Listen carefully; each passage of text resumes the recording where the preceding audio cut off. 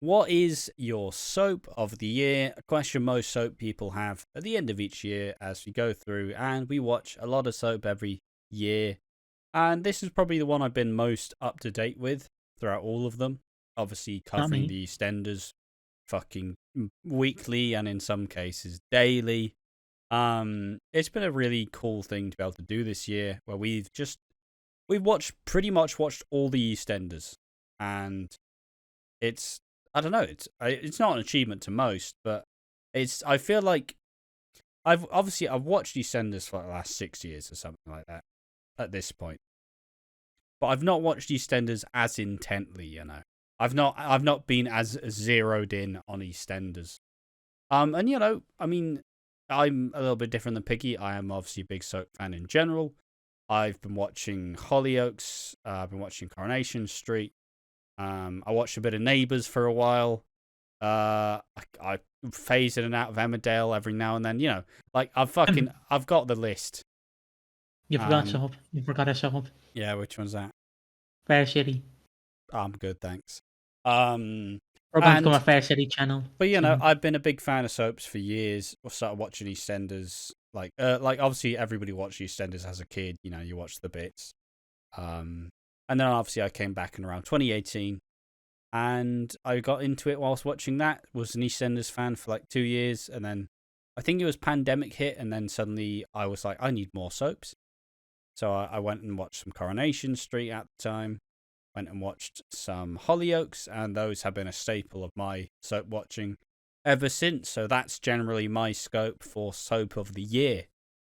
And yeah, obviously, Piggy, you're a bit different than me.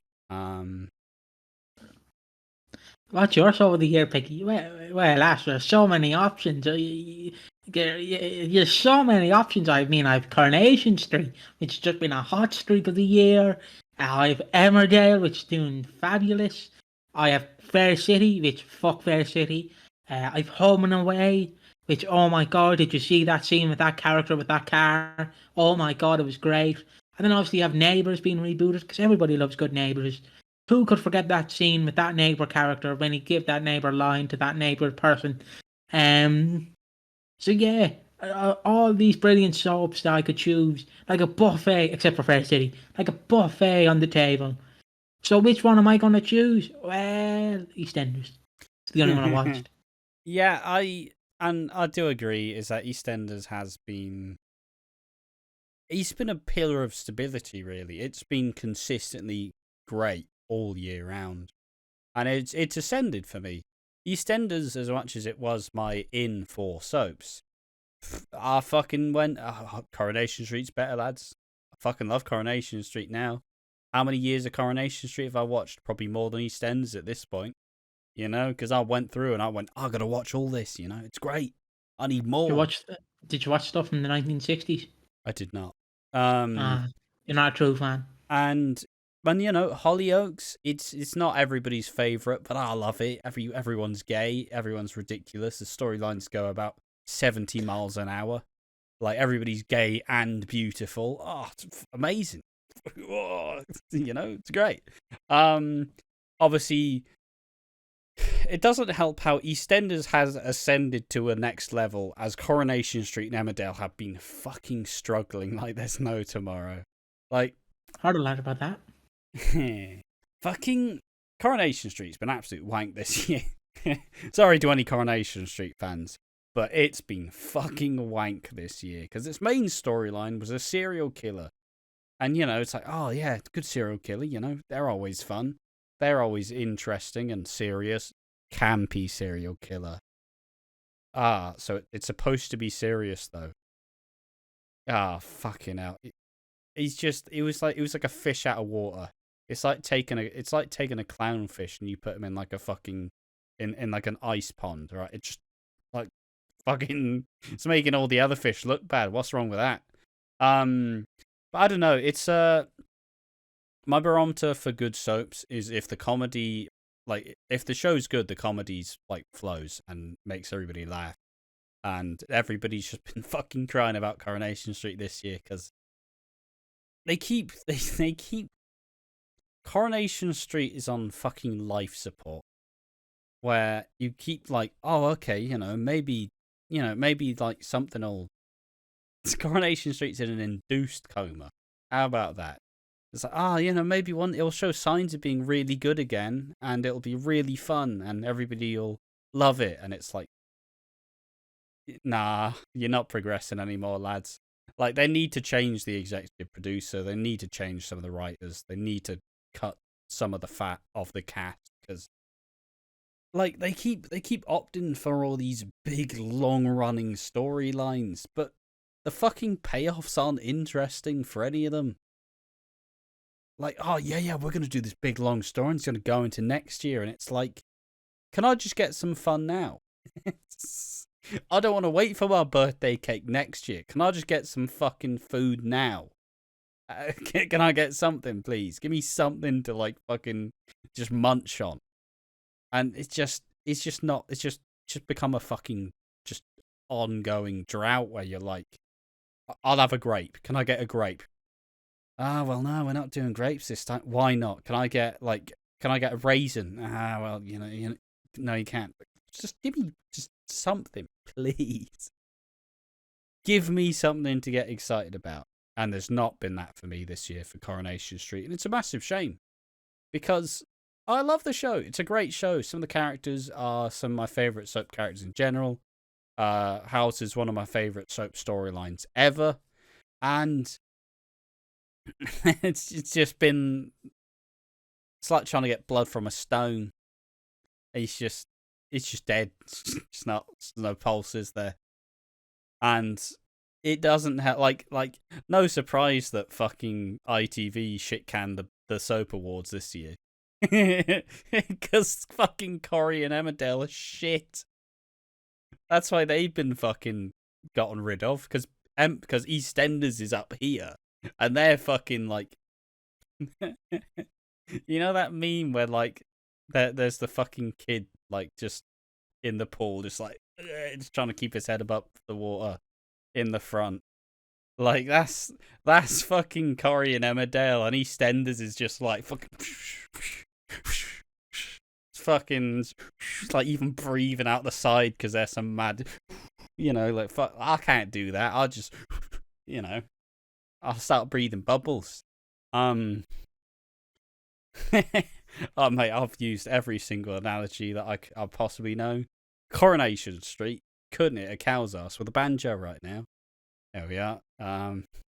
Trying to explain storylines from the shows. I like trying to show a dog a card trick. There we are. I put all my analogies used up in one video. So yes, EastEnders is soap of the year, and I don't think anybody else can even come close. Hollyoaks. Yeah, but Hollyoaks has been taken off TV this year, so it's not in its best place. It is getting better. It's definitely been getting better. It had a really cool twist lately that nobody predicted. You have all the fucking lazy pricks who'd be like, "Oh, how I didn't actually be surprised by this twist." It's like, "Oh, grow up." Of course you did. Stop lying to yourself. Hollyoaks has been getting better. I do agree. But yeah, it's just not on the same level right now. And it's just EastEnders is above everyone. What you really want is a lovely apple, but what you're getting from the other soaps is the kid eating an apple. Just, that little sour apple in his little face. Absolute gold. There we are. So EastEnders pretty unanimously is soap of the year. It's always going to be soap of the year for me. This is just a video where it's just going to be Ash talking about soaps of 2023. Because I'll just be sitting here and I'll be like, you can have your little soapbox. I'll just chime in when I want to chime in. I mean, because I don't want to get into other soaps because I watch too much wrestling.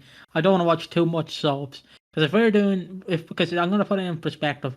If we're doing one more match where we have to watch 2011 WWE, 2006 WWE, and then we also do EastEnders where I have to watch 2024 EastEnders and then 2014 EastEnders, that's fucking over 4 to 5 hours of wrestling, like combined with soaps and fucking wrestling. Then you add in, I fucking watch Dynamite sometimes, you can Ramp and Collision, and then Raw and SmackDown sometimes, which is another 5 or 6 hours. So I'm just fucking like, oh no, don't give me another soap. Oh, ugh. And it's like, oh Jesus.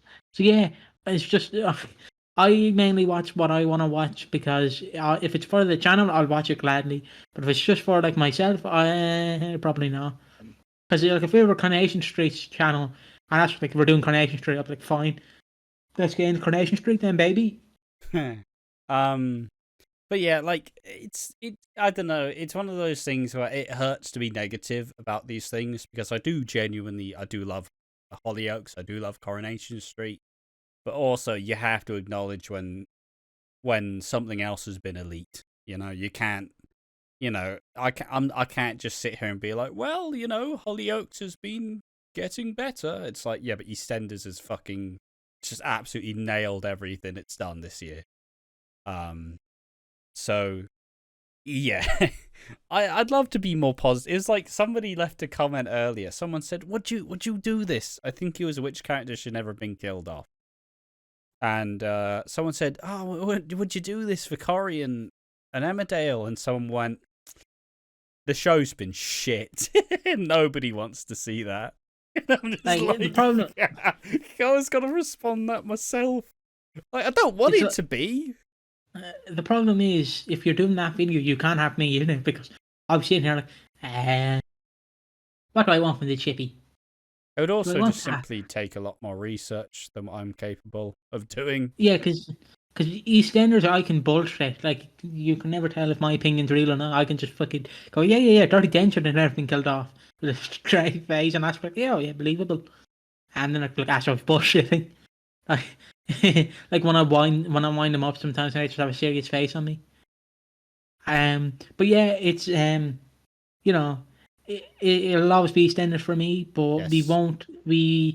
Ash will give you more in-depth reviews of the subs he's watched, excluding Fair City, Home and Away, and Neighbours. Yes. Maybe Neighbours, if he wants to go back to Amazon Prime. I even thought about doing Neighbours for a bit, but just not at the time. And do you know how we end this now, Ash? How? Everybody needs good neighbours. No, how we end this is by simply asking the lovely viewers, what has been your soap of the year? We would love to hear what you think. It's been so nice to see all the people chiming in, telling us exactly what they think. So let's do it once again. And this is going to be the final little awards video we're going to do. So I just want to thank everybody for being here on this little series over the last couple of days. And I hope both myself and Piggy will be having a lovely little break as these videos go out. So, as always, thank you for watching. Join us in the next one. Bye-bye.